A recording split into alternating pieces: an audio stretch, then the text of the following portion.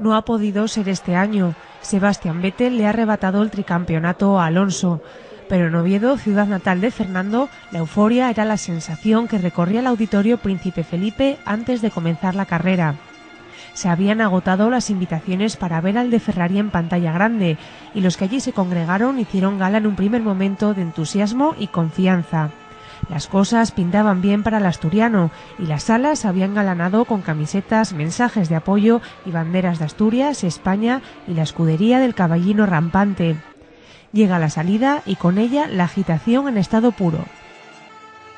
Un coche de seguridad desde la primera vuelta trastocó los planes de Alonso, que ha admitido que todo salió del revés.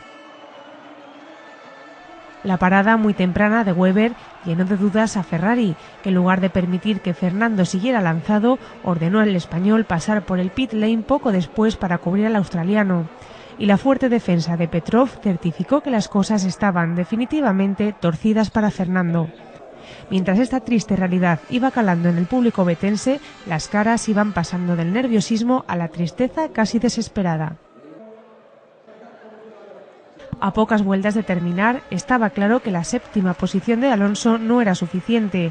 Vettel se convertía en el campeón del mundo más joven y los paisanos de Fernando sufrían angustiados con el corazón en un puño.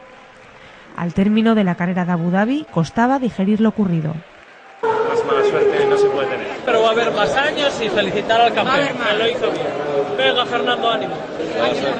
Mala suerte ya.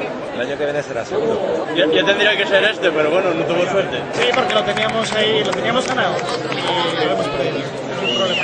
Cuando se paró y disminuyó al 16º puesto fue lo peor. Sí, vamos a hacer una estatua a Petrov. Para el año que viene será. Alonso lo intentó, pero bueno, no pasa nada. Tiene 28 años, es joven y siempre podrá ganar otro mundial. Y es que a veces hay que hacer caso de los refranes.